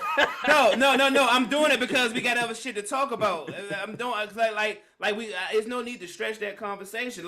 Yeah, we could. You going down a rabbit hole about things they could have done in the season, and I get it. No. I really wasn't going there. I was just saying that the Colts had a good season, a season that nobody expected for them to have. Nobody expected them to be playing for a division title in the final week is what my point was going to be. Oh, all right. That was it. What's your next topic? The Pittsburgh Steelers are in the playoffs, man, and I don't care how it happened. Like I said to you last week, I'm happy we're in the playoffs. I will root for my team as we head to Buffalo this weekend. I fully expect a win, but if we lose, all right, man. Like I said, man, I feel like the Colts is some shit for letting us in, and more importantly, fuck the Jacksonville Jaguars. Yeah, that's most important. Yeah, because look, and I gotta shout out my girl D Love Sports, my favorite Pittsburgh Steelers content creator, because she made me realize this. The Jacksonville Jaguars that y'all had against Jacksonville. When number 42, I don't remember his name, snatched the towel and he all doing all this and cause y'all beat us, woo woo woo. Y'all been some shit ever since.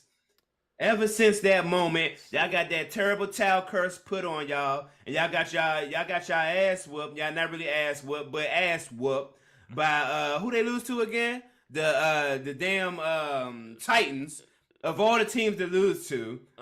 Letting Derrick Henry get off on y'all. Well, he ain't got nothing to play for. He ain't happy. Y'all bum asses got put out the playoffs. And now y'all let the team that you the last time we thought y'all was serious is when y'all beat us. Now y'all letting us in. Yeah, the 49ers broke them.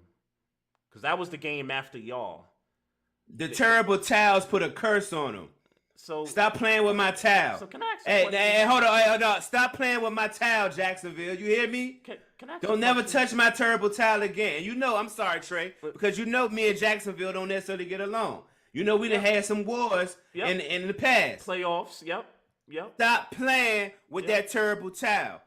Don't do it again. I hope you learned your lesson. Don't do it again. Can I ask a question?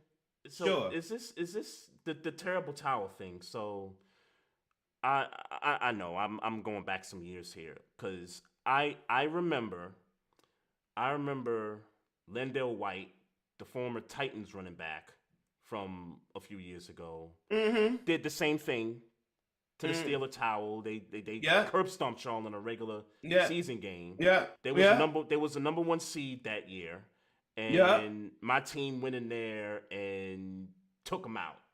Number 6 seed took them out, and I think whether it was you or some other Steeler fans came out was like, "Yep, that's what happens when you do to the towel. That's what happens, man. You know." Bad things happen to you. Is this a thing? Is this a thing where if you stomp on the towel? It is now. If it wasn't, it is now. If it wasn't, let me be clear. If it was not a thing, it is now a thing. Don't do that. Because the ghost is coming to haunt you, nigga. The ghost of Jack Ham, nigga. Fuck you talking about? The ghost of motherfucking Mike Webster, nigga. Yeah. The ghost of Greg Lloyd. Let me get to my the ghost of James Harrison. He ain't dead, God. But 49ers broke him. They broke him bad, man. Nah. You trying to give it to the 49ers, and cool, I respect that. I mean, they did win. Let's be clear, they was going to lose them. They did win 2 games after y'all. So. And they still look, and they didn't look the best in them wins. I remember the conversations. They didn't look the best in them wins. They beat the Titans 34-14. They beat the Texans 24-21. Yeah. Sorry. And it was 8-3 at that point. I don't care what you're talking about, my nigga. I'm just saying. I don't care. Hey, let me be clear. Let me be I get it. I don't give a fuck what you're talking about right now. I'm just saying the Niners broke them, bro. I'm saying the terrible towel curse broke them. The terrible it's now. So now it's a curse. I said what I said. If it was not a thing before today, it is now. It's now a curse. Okay. Don't fuck with the towel. Okay, so don't do it. Stop doing it. When someone steps on the towel, bad things are gonna happen to him. Hey, is that what they expect moving forward? Hey, I said what I said, Trey. I just need to know, man. I stand on business, homie. I just want to know, man. I stand on business, homie. You're talking a lot of you good? Hey, could you get me hype? Could you get me hype right now? Playoff team. Yeah, all that. You get me hype right now. No, but it's the parody in it, right? It's the parody in it, right? So you do that with the towel, and then we need you to lose to get in. We get in. Then we go to play the team that got me excited about the Pittsburgh Steelers this year, all to begin with. Don't let us beat the Buffalo Bills. The team that got me not make the playoffs. Yeah, the team that got me. Yeah, it came full circle. Hey Trey, don't let us beat Buffalo. Don't let us beat Buffalo. Don't let us beat Buffalo. Nigga, if I had pads, nigga, my nigga, are you crazy? I dare you. I dare you to beat Buffalo. Yeah, I bet you Come do. to the bank, get that ass broke, bro. First of all, no homo, nigga. Pause. First of all, nigga. That was crazy. Yeah, nah. Are you crazy? But yeah. You crazy? And we know we ain't worried. Go ahead. I dare you to beat Buffalo. Come to the bank. Come to the bank, my nigga. I'm gonna see you, nigga. I will. And you know the real. And you know that. And let's be clear. You know we ain't scared to go to Baltimore. I'm gonna see you. I'm gonna see you. You know we ain't. Hey, all that. You know we ain't scared to go to Baltimore. Matter of fact, I'm pulling up eBay right now, man. I'm Yeah, checking yeah. out some tickets, man. Yeah. I'm trying. Yeah, I'm you trying. know To get, I'm it. trying to get to the game. I'm trying You to get know- to the you divisional know- game right now. You know we ain't scared to go to Baltimore. I'm just saying, if we beat Buffalo, you know we ain't scared to go no fucking. We ain't scared. I'm not saying that. I'm not walking in there like, well, yes, I am. I am going to walk in there with supreme confidence. But objectively, I know who has been the best team for the second half of the season. I'm fully aware. But I ain't scared to go to Baltimore. I ain't scared. I ain't scared to go to Baltimore. I'm ready for the smoke, bro. Whoever it is, I don't care if it's Buffalo, if it's Kansas City, if it's Miami. I don't care. Cleveland, I don't care. Bring it. Bring his old ass back to Baltimore. I don't care. I am happy that Pittsburgh made it to the playoffs. You know, regardless of the outcome, I'm happy to be on that playoff couch. Yeah, I said it. That playoff couch. I'm happy to be on it because everybody else that's not in the playoffs ain't on it. Jags ain't on it. And the Jacksonville Jaguars damn sure ain't on it. That's what you get. Hey, you know Stop who else playing ain't with on the it? towel. Hey, you know who else ain't on it? Let me give a quick shout out to our big homie, man, Chief Rock of Jersey Vern. Don't. Hey, you know who Chief. Chief. He ain't on the playoff couch. hey. Don't do that to Chief, man. Don't do that to Chief, man. Hey, Chief, man. Whatever you say to him is between you and him, man. Cause he ain't had to throw that stray at you, man. Hey, come on, man. I get strays thrown at a lot, man. Yeah, that's a fact. Chief will be alright. Yeah. What else going on, man? What else we need to talk about in the NFL, man? Because I'm now. Well, let's preview some of the stuff that's going on. We got playoff games Saturday, Sunday, Monday.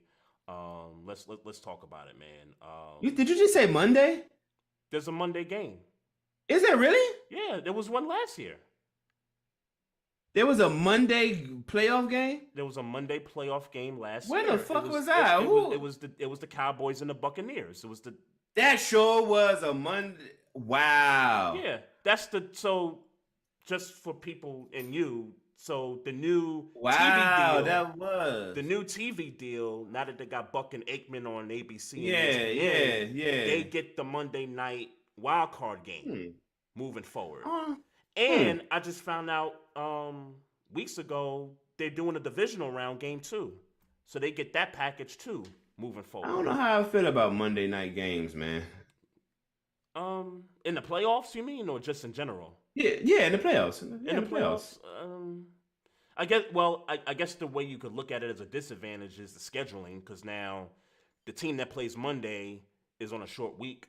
Then the team that you're waiting for. Yeah. I don't know if I agree with that. I guess that's the disadvantage that I see from it. Yeah, I mean, to be honest with you, I don't know if I necessarily want to watch a playoff football game on Monday. I already don't watch a whole bunch of Monday Night Football unless I think it's going to be a good game. Well, it's the playoffs, and you would think it's a good game because there's good teams in the playoffs. So, not all the times, but I hear you. And then sometimes you think the game is going to be a blowout, so you're not interested. Yeah. You know what I'm saying? So especially in the wild card, if you get a 2 and a 7, you would like to think that most times the 2 is supreme over the 7 seed. Unless you're the Cowboys. A lot of times, unless you're the Cowboys, sure, But I don't even want to put that on the Cowboys this year. Nah. Who's the 7? Who's the 7 again? Green Bay. Green Bay's the 7. Yeah, right. Yeah, I don't. Yeah, look, I'll be honest with you. The Green Bay ain't walking out there with a win. I'm sorry, I don't believe it. It's nothing else going to. I agree. I agree. I'm just, I'm throwing strays at people and teams and stuff, but we know the history of the Cowboys. We know. You confident y'all going to the bowl, bruh? I'm telling you, I've been looking up Southwest tickets to go to Vegas, man. I ain't been more dead serious in my life, bro. I think we going to the Super Bowl this year, man. Now, let me just get it all out the way. Yep. Are you winning it? Yeah, absolutely. Against the 49ers. I guess y'all did beat the 49ers convincingly. Yeah. So you confident? I'm confident. Yeah. Absolutely. Absolutely. Do you see a team in the 49ers way? On the NFC side? Do I see a team in the 49ers way in NFC?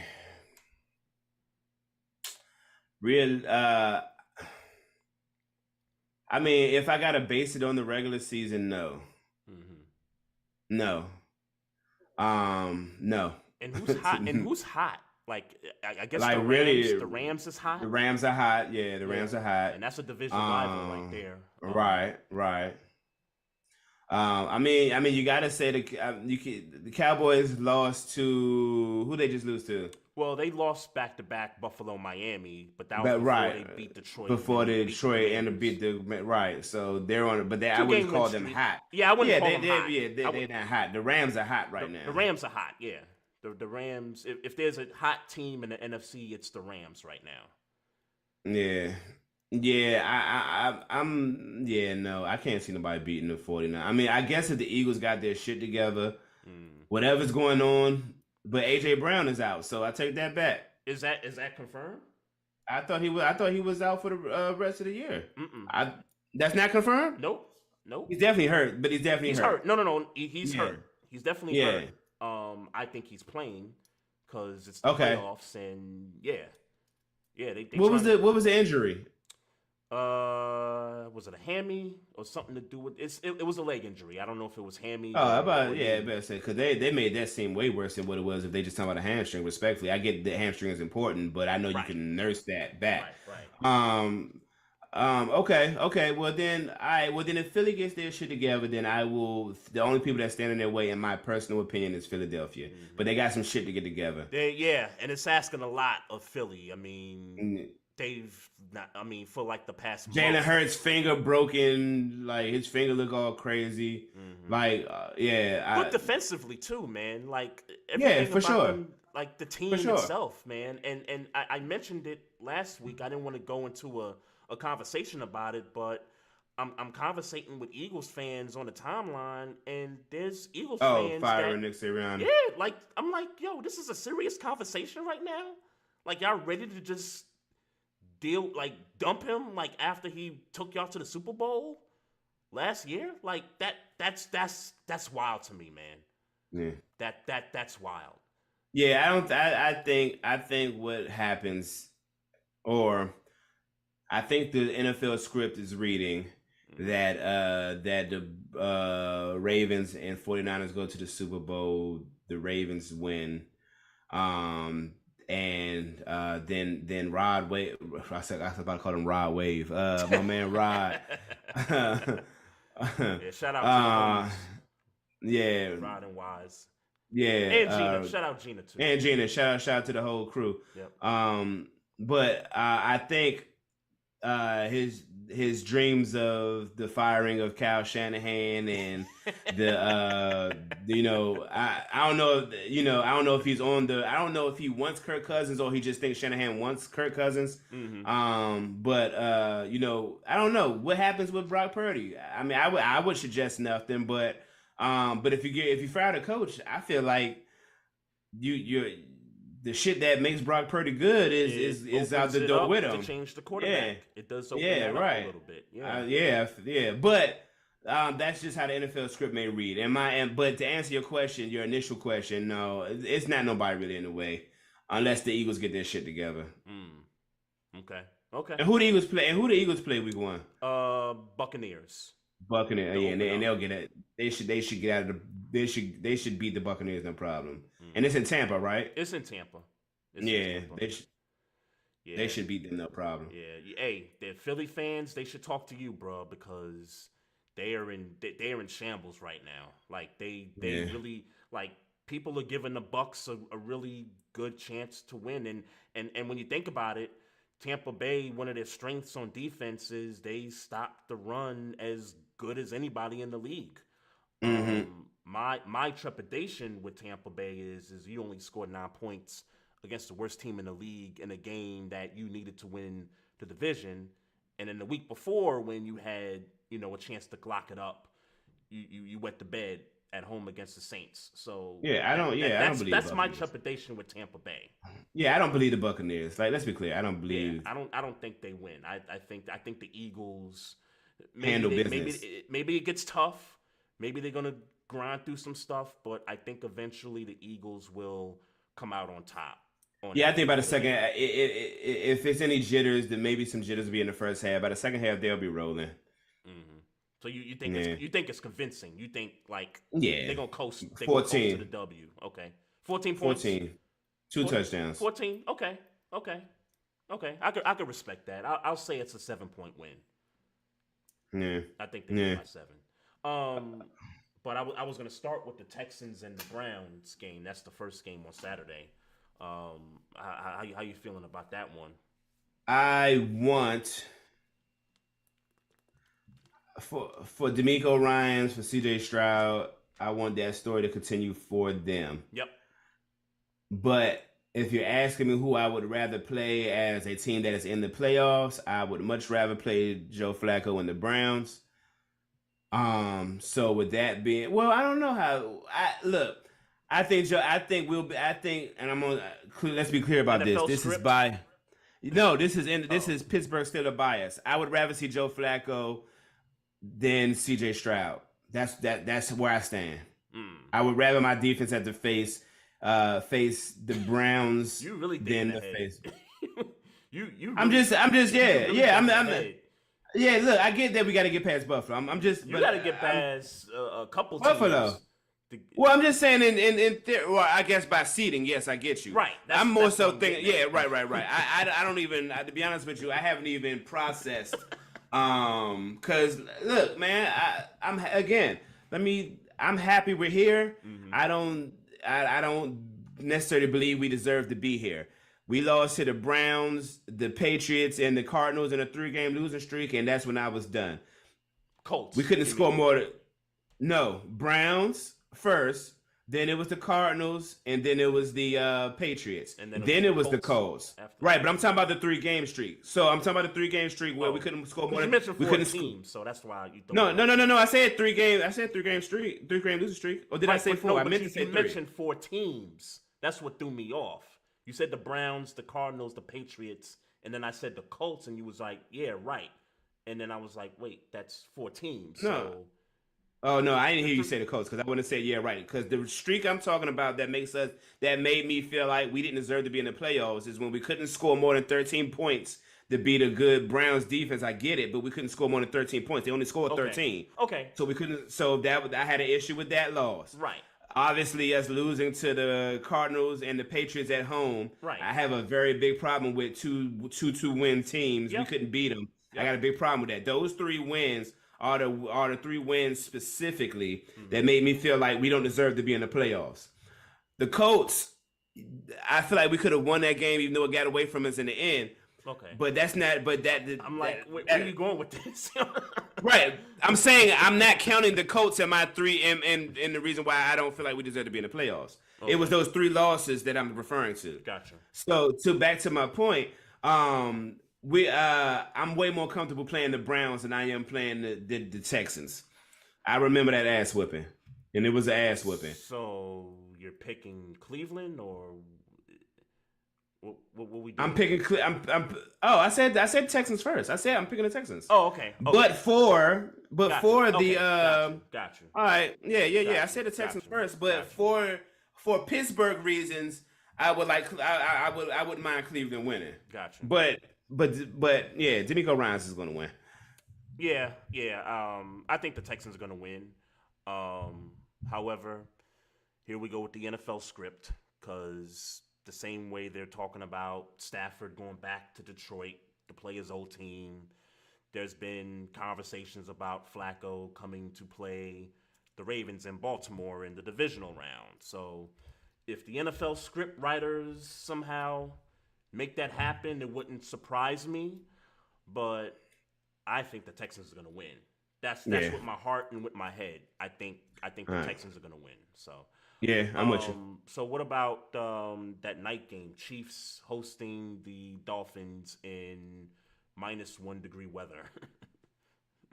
Yep, Chiefs are going to win that game because I don't believe the Chiefs are at home. And as good as that roster is, I don't think they know how to take it to the code. Give me the Chiefs. Chiefs will win. The Dolphins have nobody to blame but themselves for blowing the division lead. Yeah. They can and the game that they lost the division at, and I've said it many times, that game against the Titans on Monday night, 2 minutes left in the game, they're up by 13, and they blow the 13-point lead.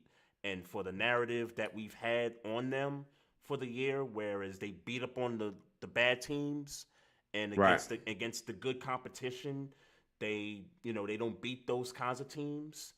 They lost to that bad team, and and I watched that live. Like, to me, that was the moment where it was like, they gonna lose the division just because of that meltdown in that fourth quarter there. So, I'm with you, man. I think the Chiefs win, and the Chiefs are, struggling on offense and all kinds of stuff, but I think they find a way to get it done, man. Yeah. So, Bills are gonna win, man. I know you got some high hopes. You're gonna have to do it without T.J. Watt. I know Highsmith is more than capable of carrying the load, but as I've said on many times, look at the record when T.J. Watt's in there. Look at the record when he's out, and it's just not a very good record when he's not in that lineup. So, give me Buffalo. Give me Pittsburgh. In Buffalo, we going into their trap and taking over. Highsmith will do his thing, but you need to watch out for little TJ Watt. His name is Nick Herbig from Wisconsin. I expect him to have a statement game where people going to have to learn who Nick Herbig is. Saturday, it's going to happen. Okay. They can't stop. And I don't know if Buffalo going to be able to stop this run attack right now, man. Well, here's what I'll say. I think, just in general, I think every team that's playing this weekend has a chance to win. Like, I'm not I'm not trying to be as simple, but there's teams that don't have a shot. But I really think every team, all 12 teams that are playing this weekend, have a chance to win. The Watt thing kind of hurts because I would have given y'all a big chance, man. You talk about running game, you talk about how well Mason Rudolph has been playing for 3 weeks now, and last week was kind of the weather game was crazy. Well, it's gonna be a weather game. It's gonna be a weather game. It's supposed to be snow. Oh, really? Okay. Yeah. I didn't know that. Okay. Well, yeah. I mean, Najee Harris is gonna have to, between him and Jalen Warren. I think those are two guys you got to count on. Well, I'm gonna tell you one thing. If I ever trusted, I trust that running. I trust him right now. Because Mason Rudolph ain't gonna do it for you. It's gonna be them two guys. But Mason Rudolph Mason Rudolph makes 2 or 3 plays and doesn't turn the ball over. That's important too. Sure, but he makes 2 or 3 big plays and doesn't turn the ball over. If you've been really paying attention, the running game has been working. Yeah, no, I've been paying attention. Yeah, this the running game. The running game has been working. Yeah. Nope. I think we got a good shot against Buffalo if we take the same thing we've been doing for these past 3 weeks into Buffalo. We got a very good chance of winning. I will even call a score.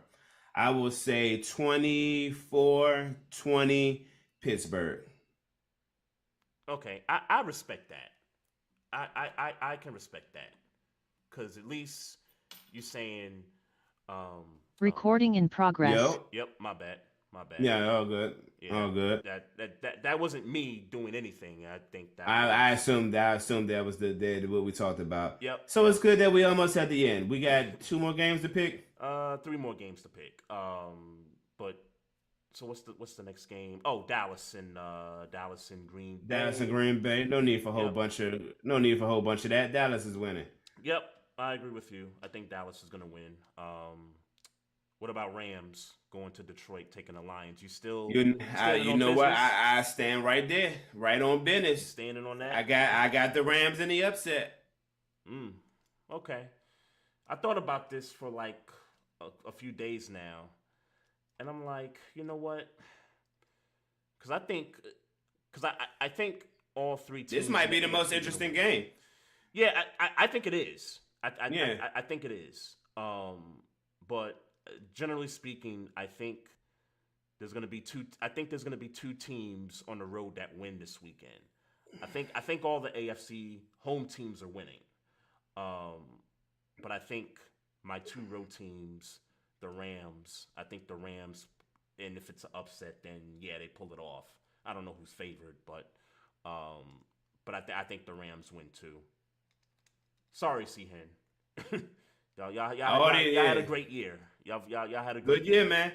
Great year. But we talked about hot teams, and this is one of those hot teams right now. So yeah, give me the Rams, man. But I think it's gonna be a great game. I think it's gonna be the most interesting game this weekend. Yep. And then the Eagles. I think the Eagles find a way. Yeah, 100%. It's gonna be tough. It's gonna be tough because I don't know how you could just flip a switch like that, but they'll find a way to get the dub. They'll find a way. But I think even if they have a bad game, they'll beat the Buccaneers. That's what I'm saying. Mm-hmm. I mean, I don't think they're gonna have they can't have a 5 turnover game type thing. Sure, but sure. if they have a game where they're not necessarily clicking on all cylinders, I think they'll still win against the Buccaneers. Yep. I'm with you, man. I'm with you, bro. Especially if AJ Brown playing. Mm-hmm. Yeah, I think he's gonna play, man. Yeah, I think he is, man. He has to. Yeah. He has to. Now, if they lose, I think, and I'm gonna cap the conversation. If the Eagles lose, at worst, I think you fire both coordinators. Yeah, I saw you and Breezy talking about that. And you give Nick Sirianni an opportunity to make it right and hire some new coordinators. The Giants just let go of one of theirs in Wink Martindale. Right. I think that would be a perfect fit with the Eagles and what they're trying to do because Martindale likes to blitz a lot. I think that works in Philadelphia. Mm-hmm. So, shout out to the chat, man. The chat been popping tonight, man. Appreciate everybody watching us on YouTube, Facebook, and everything. If you got nothing else, man, everybody continue to follow us, man. Follow us on these social media sites, Instagram at Barbershop Sports Talk Podcast, on Twitter at Barbershop SPOR2. Click the like button on the Facebook page. Click the subscribe button on the YouTube channel. If you got questions or comments, hit us up on email at barbershopsportstalk1@gmail.com. Also, we got the merch shop, folks. We got some hoodies. We got some T-shirts and some mugs.